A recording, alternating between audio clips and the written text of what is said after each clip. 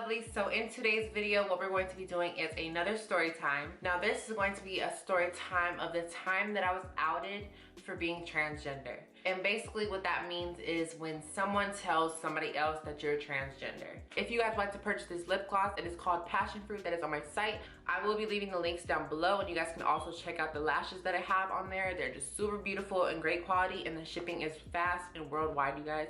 So make sure you guys check that out. So I don't remember exactly what time period this was at. It was around the time I was dating my ex-boyfriend. We were a long distance couple, so we would take trips back and forth to see each other.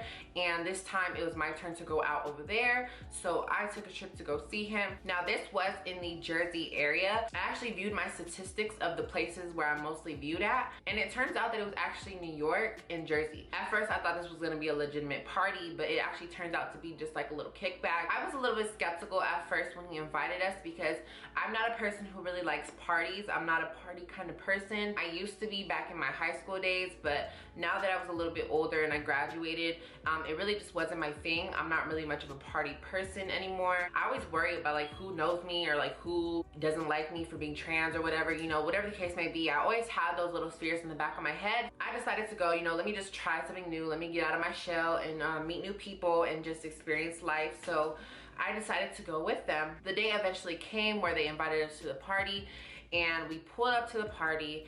When I walked in there, I expected to, you know, be partying, dancing, you know, stuff like that, but it really wasn't the case. People would bring food and stuff like that, and they would take it upstairs. That's where everybody can get their drinks, their food, whatever the case may be. And when you go downstairs, that's when the party actually takes place. Nobody was dancing. It was literally just a dark room with a bunch of like colorful lights flashing everywhere, and a lot of people smoking, a lot of people drinking, and just sitting down. It really wasn't like a party kind of atmosphere. It was just really chill. There was just a lot of loud music playing, a lot of people talking, conversating, drinking, smoking, stuff like that. It was just a chill time for the most part. I went down to the basement. I got a little bit comfortable. You know, he introduced me to his friends and I was meeting all of them. They were all really nice. We were just all just vibing and just talking and having a good time. I was a little bit hungry, so I told my ex-boyfriend, I was like, you know, I'm gonna go upstairs and get something to eat. So I'm minding my business. I go upstairs, I go to get some food, and all of a sudden I see this girl walk past me. I can tell when someone knows me from somewhere, because when someone knows me,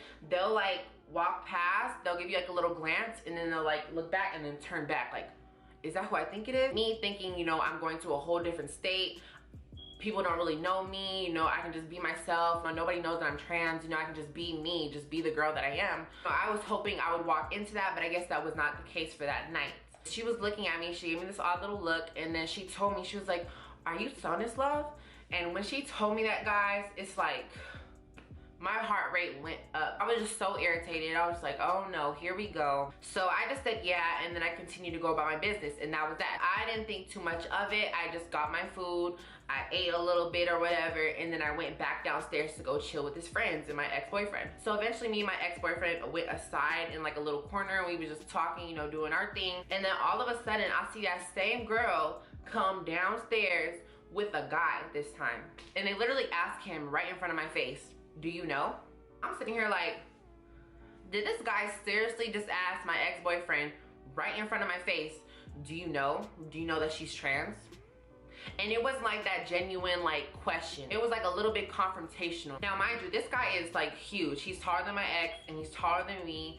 A super big guy. He does look a little bit unapproachable, like you would feel intimidated being next to him. So that's kind of how it felt. My ex-boyfriend brought him aside. I don't know exactly what they said, but I guess, you know, my ex-boyfriend was just trying to defend me in some kind of way and just pulled him aside to let him know like, hey, you need to respect me. I see that girl on the side kind of giggling a little bit or whatever, and you know, I didn't pay any mind because she's just a hater. So I minded my business and I kept it at that. You know, I wasn't gonna let this little issue ruin my night. You know, I was still gonna have a nice night regardless. So the guy turns out to be the guy who was actually hosting the party, and my ex was actually friends with him, so I didn't pay it any mind. I thought, you know, they hashed it out and went about their day. So that guy and the girl eventually left and minded their own business. I didn't let that situation affect us. You know, we still had a nice time regardless. So as time goes by, I guess they were giving out shots. My ex also had a friend who had a girlfriend, and she was just chilling, I was chilling, we was all talking, having girl talk and stuff like that. And then all of a sudden, the guy comes back downstairs and he has like a shot glass. And then he comes up to me, like he kind of approaches me personally and kind of got in my face a little bit, kind of got in my personal space and was like, oh, can you hand out shots? I'm sitting here like, what? Hand out shots? Like, I don't really know these people. I'm a guest. I should not be having to do that. And then he was like, oh, you know, all the girls are giving out shots, so we want you to give out some shots.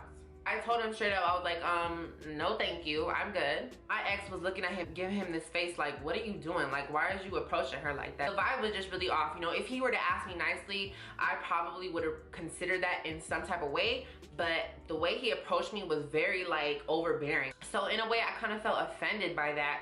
And I'm like, dude, like, is he really trying to ruin my night? Does he have something to say? Does he have an issue with me? I was just thinking that the whole time. At this point, I just wanted to go home. Y'all, like, at that point, I was over it. At this point, my night was ruined. I just wanted to go home because he was just giving me really weird vibes. And it seems as though my ex, like, you know, he kind of defended me in some way, but he wasn't defending me as he should. And at that point, I kind of realized, like, he wasn't the type of guy to defend his girl. And, you know, I was just sitting there irritated the whole night, and I see that girl on the side over there giving me these little looks, and I'm looking at her back like, what's up? Like, you know, at this point, I was just irritated. I wanted to go home. My night was ruined because it was just really rude how he asked me but didn't ask any of the other girls. I've seen a few girls on the side giving out shots afterwards, but there was like 3 girls in my little section and he only asked me. I felt some type of way. I felt like he was kind of singling me out just because of that reason. And then all of a sudden, the host of the party, that same guy, was like performing his little SoundCloud music. He was doing like a little performance in front of all of us, and you know, everybody had to act like they liked it. They were just like, yeah. It kind of sucked though, no shade. That whole night was just a little bit ridiculous. A lot of people don't really understand how that can affect a person, and that just goes to show like what trans people go through. We can just be our authentic selves and literally not bother anybody, and people still want to bother us, and it's really ridiculous. And at that moment, I just really wanted to be just regular, you know. I didn't want to be this persona of thesonnislove, the transgender, you know. I didn't want to have that title everywhere I go, you know. I just wanted to be a normal person, live a normal life in that moment, and that moment was ruined for me because somebody recognized me off social media.